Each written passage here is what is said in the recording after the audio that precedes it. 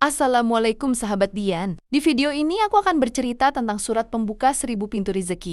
Itu adalah surat Al-Waqiah. Apa saja keistimewaannya? Yuk simak sampai akhir.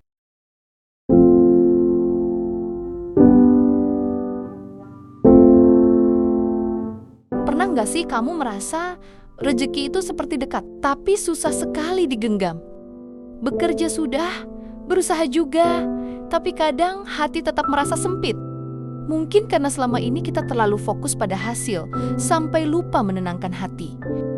Disinilah banyak orang yang mengenal surat Al-Waqiah.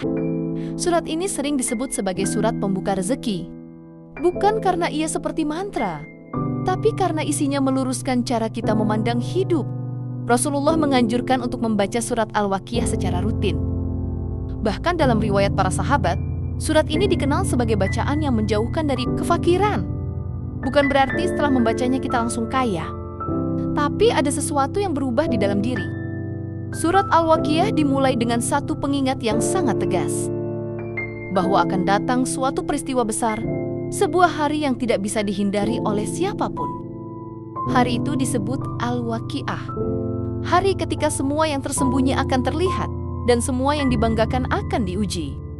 Di hari itu, manusia dibagi menjadi 3 golongan, yang dekat dengan Allah, yang menerima catatan dengan tenang, dan yang penuh penyesalan.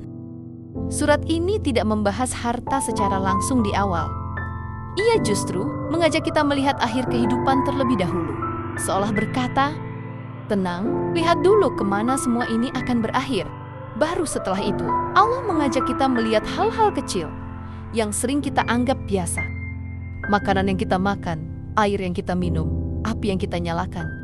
Allah bertanya dengan sangat lembut, apakah kalian yang menciptakan semua ini? Atau aku? Pertanyaan itu bukan untuk menyalahkan, tapi untuk menyadarkan bahwa rezeki bukan hanya tentang uang. Rezeki adalah rasa cukup. Rezeki adalah ketenangan.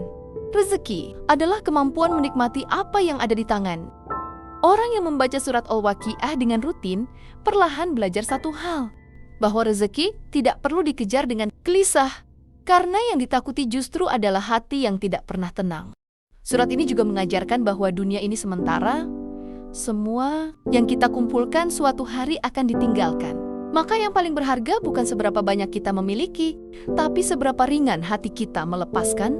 Mungkin itulah sebabnya banyak ulama menjadikan surat Al-Waqiah sebagai bacaan malam. Dibaca bukan untuk meminta kaya, tapi agar hati tidak miskin. Karena ketika hati sudah tenang, pikiran lebih jernih, dan langkah hidup pun terasa lebih ringan. Surat Al-Waqiah tidak menjanjikan kemewahan. Ia hanya mengajak kita percaya bahwa Allah tidak pernah salah mengatur rezeki.